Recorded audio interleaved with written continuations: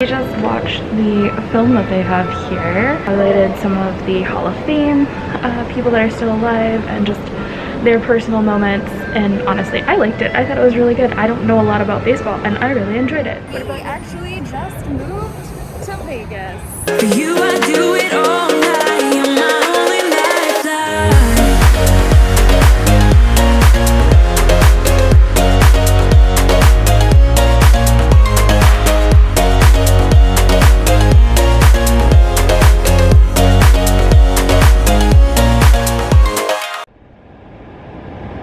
Hey everybody, welcome back. I know it's been a while since we've made a video, but today we are in Cooperstown and we're gonna go to the Baseball Hall of Fame. Yeah, I'm excited. It'll be our first time ever going to the Hall of Fame, and it's my first time in Cooperstown. It's my probably 5th or 6th, but I've never really explored the town either, so we'll probably explore the museum, go get some lunch maybe at some point, and just show you our day. Yeah. So come get lost with us. Yeah.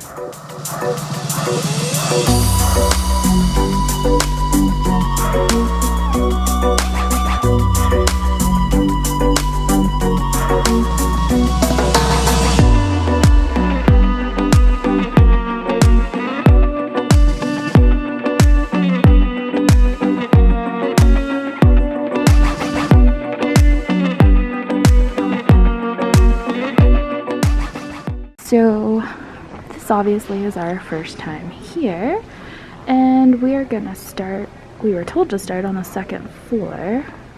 But yeah, so this place is 3 floors, and then there's a whole lot of stuff to see. So let's go head up to the 2nd floor. Alright guys, so we just watched the film that they have here. I think it's called like The Game Through the Years.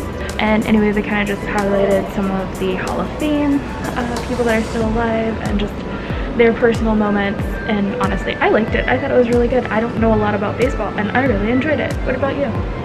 Yeah, I liked it a lot. It was kind of sad though. They had like Tom Seaver, Hank Aaron, Joe Morgan, all of them that passed away this year, so that's kind of sad. But I mean, it was really cool seeing it through their eyes and hearing them talk about like the importance of baseball to them as individuals and like what they can do to bring hope to other people. But it's a nice little start to the museum, so you definitely should watch the film if you come. Yeah. All right, let's continue looking at all the other stuff. Interesting, they apparently did games in Egypt. It's fascinating. All right, so looks like there's like a whole like timeline for us to follow, so I'm gonna attempt to follow that.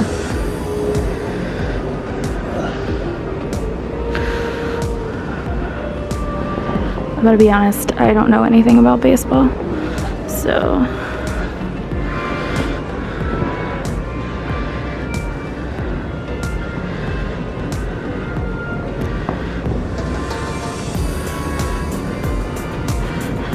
that's a really old ball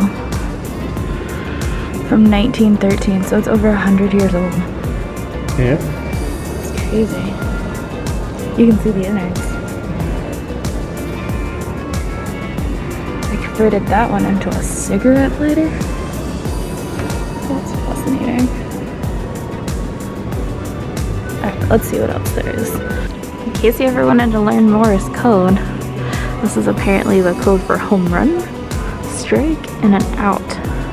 They also gave us these like stylus because obviously COVID, and you use it to like do the interactive things here, which I find fascinating. But yeah, they have like a bunch of different bats and balls. Is there like some significance about like the Cincinnati Reds? Because I feel like that's all I see.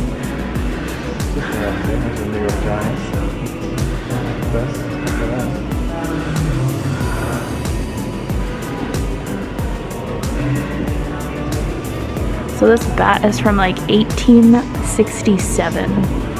It's crazy.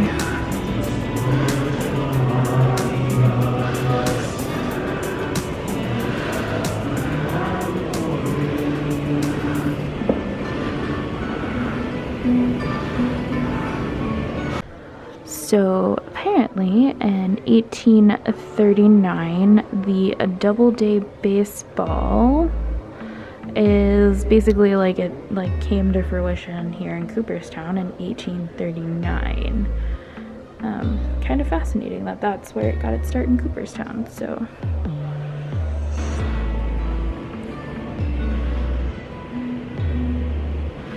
then I guess they used to make like plates when they celebrated different teams, and these are from 1889. Wow, those are some old plates. So this is how the umpires would keep track of how many balls and how many strikes there were. Pretty fascinating. So they have this really cool like interactive thing where you hit the little button and it plays like a little film up here, and it tells you about like old rules of baseball. The batter runneth over. Let's watch for a quick second. Let's see what this says. 1864.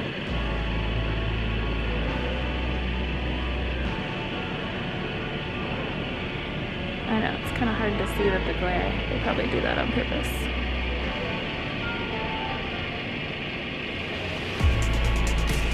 What is the correct call? Is he safe? Is he awarded second base, or is he out at first? What do you think the correct answer is? So, what happens? So hits, and I'd say he's out because they tagged him maybe. I was right. So Gary just pointed this out. It is the first baseball from a game that they charged admission for, which was 1858. Here we have a case of like old baseball gear. Also more old baseballs.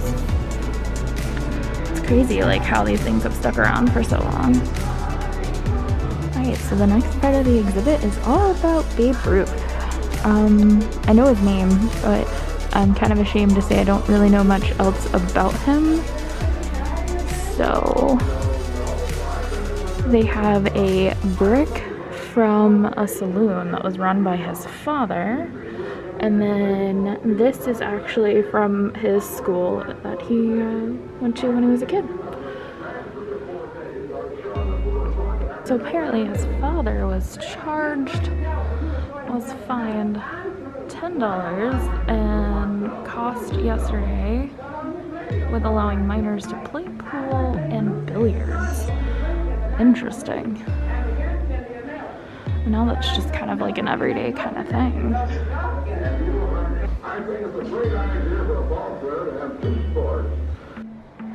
This place is like so big and so expansive, and again, like I wish I knew more because I don't really know a whole lot, but it just goes on and on and on.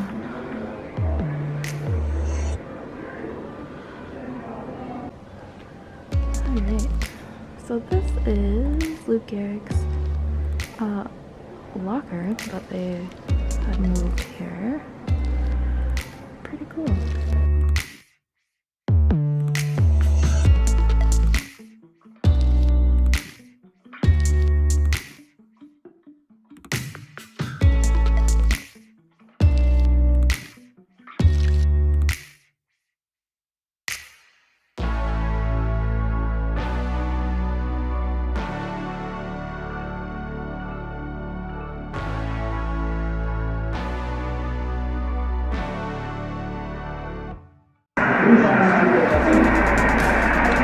So apparently, up until like the 1980s, they really didn't use closers. So I think that's pretty interesting. And as you can see on the graph, like it just continues to like go up exponentially over the last like 30 years. So another one of the cool things they have are like these interactive like screens that you can scroll through and like watch clips on these TVs. So definitely very interactive. And again, I just told Gary, I'm like, I don't know who any of these people are. So, but I'm learning.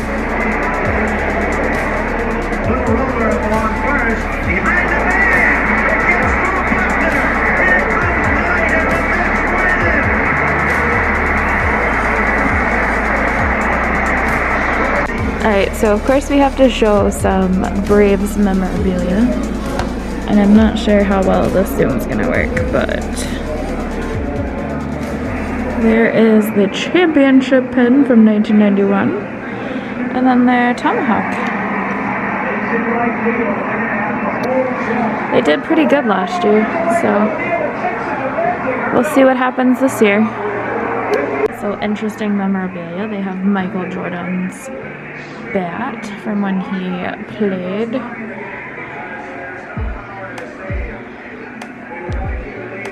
Memorabilia for you. Greg Maddox's shoes. I know their names, but like, and then there's Chipper Jones's picture back there. Number 20. Or Smoltz. who are all these people again? I don't know who they are, so I can't. Who's this one? Phil Negro. Oh, what did he do? He was a knuckleball pitcher. This is cool. I should try to make this.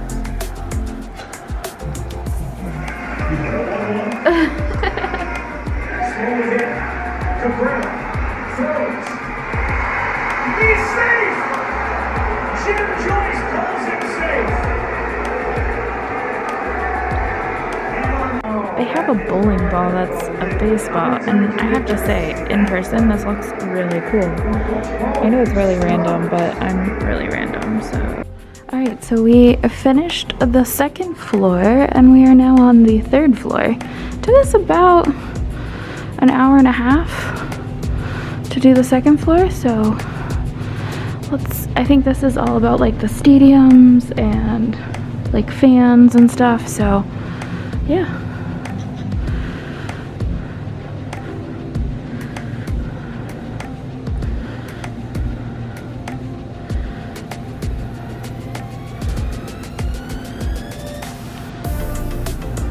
And this is the home plate from Ebbet Field. Interesting.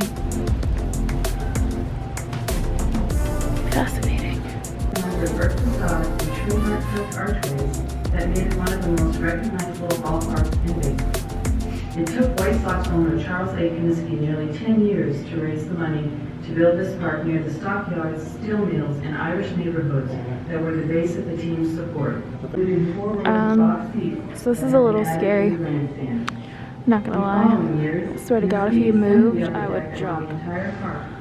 But yeah, I feel like the Braves.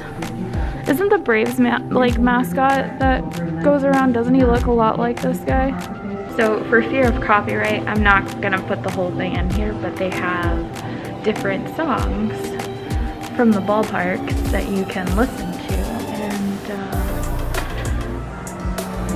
I like this one. Where it began, I can't begin to know. But you know, copyright, so. But then I know it's growing.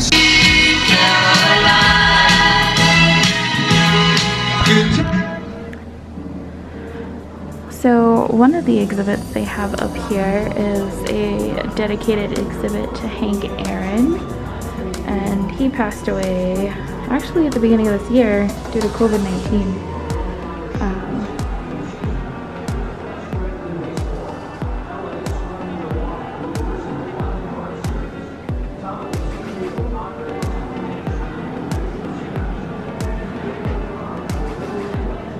It's a So he was a Braves player before they went to Atlanta. So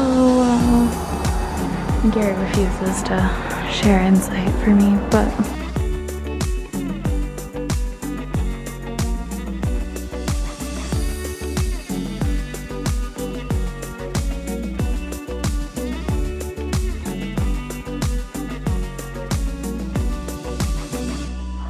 they have his ring.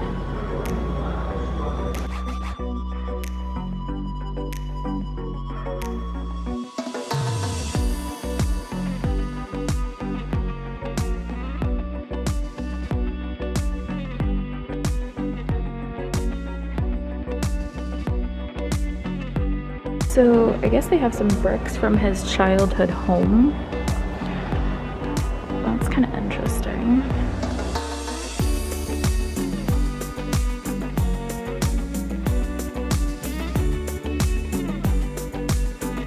$1960 All-Star, and then in here they have some more of his memorabilia. So here's his 1957 World Series ring.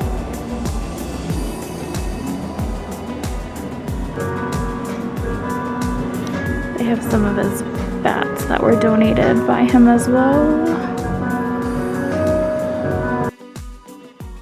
And here are some of his records. In order for you to achieve some of the things that you want to achieve, you just got to keep focused on what you need to do. Keep your eye on the prize and let God take care of the rest. He's sitting on 7-14. Here's the pitch by Downing. Swinging. There's a drive into left center field. That ball is going to be out of here. It's gone. It's 7-15. There's a new home run champion of all time, and it's Henry Aaron. When I hit it out of the ballpark, I thought it was, at that time, I thought it was just another home run. And in fact, players have gone on and hit more home runs than that now, but it was a great thrill for me. It was a great thrill for my mother, a great thrill for my father, a great thrill for my family.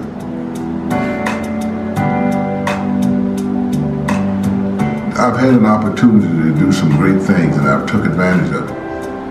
I've tried to have a level head and knowing that if it had not been for the people and some of the friends that I've met through the years, that all of this could not be possible. Baseball was just something that was there for me to do. A home run is a home run. A base hit is a base hit. But when you can do something to help somebody, or a child, or no matter who it may be, and at the end of the day, you can bring a smile to that person's face, I think that you've done more than hit a home run. You've hit a grand slam home run.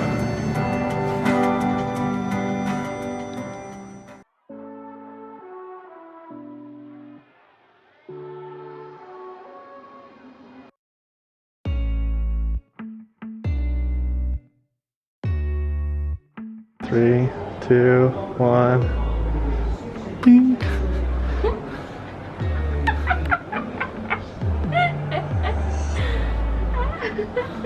That's terrible. Alright, so now is like all the lockers for, I'm guessing like different MVPs. So I'll try my best to like walk down.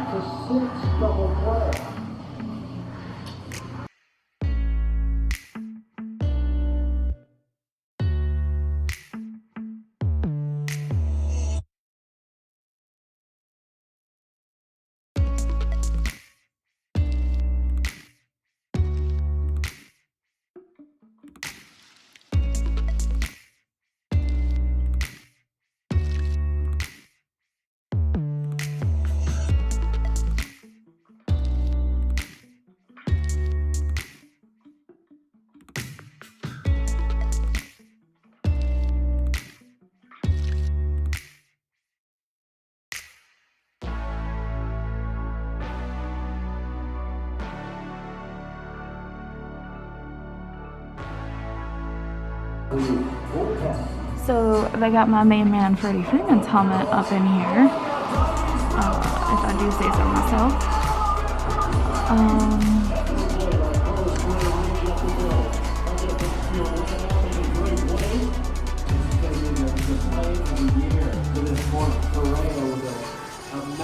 These are a lot of like our current player stuff. Anyways, as you can tell, we like the birds. We are starting to finish up our tour around here. We did the second and the third level. We've been here almost 2 hours. It's been so expansive and extensive. I can't even like talk about everything that we've seen. Yeah, it really is a huge museum that you can spend a lot of time flying through. The second floor was more focused on, I think, like players, like individual players, like Mays and Kovacs and Mantle and Maggio. The third floor was more of sort of like teams and stadiums. They did have a Hank Aaron exhibit because he just passed away, so they had that, which was really awesome. We got a bunch of footage of that. I'm not a real big fan of stadiums, but there's a lot of cool things if you like stadiums, like ticket booths and cool things like bases and stuff that they have from the stadiums as well, which are really neat. And then they have like a locker room with each team's locker, which is really cool, kind of cool. You get to see every single team, you get to see all the retired jerseys and stuff that played for them, so. Yeah. So now our next leg is going to be the actual Hall of Fame, so we're gonna go check out all of that and see if we can find some of Gary's favorite players, because I don't know a lot of these people, so. Yeah.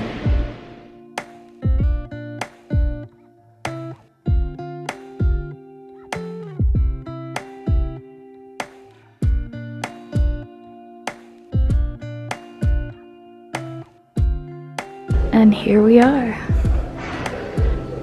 in the actual Hall of Fame. So they have the year of their inductions and their names up here as well. So yeah, this room is huge, and I have to say, even though like we came because of COVID, this place is empty today, and I've seen videos where this place is absolutely packed full of people, so we've actually had this place pretty much to ourselves, which has been really cool. So let's get hunting.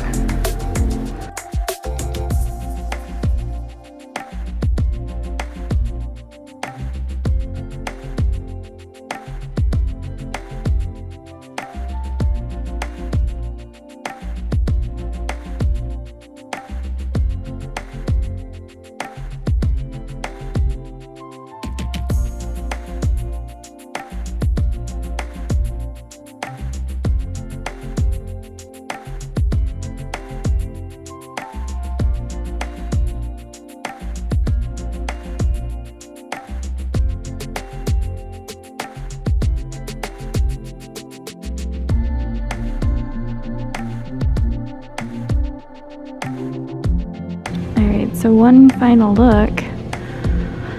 Like I said, this place is pretty big. It goes all up this side, all back up this side, and then it wraps around back here. And I'm not really sure why these don't have faceplates yet, but some of them are signed, so maybe COVID just kind of made it a bit of a delay, so.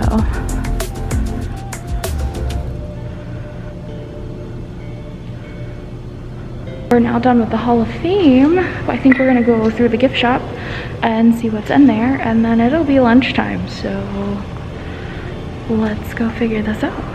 So journeyers, thank you for coming along with us on our exploration of the Baseball Hall of Fame in Cooperstown, New York. It is definitely a recommendation from us. If you're in North Central New York or even New York itself, it's definitely worth a visit. For people who don't like baseball, the interactiveness of it, the amazing displays, the audio and visual stuff that they have in this museum cannot be beat.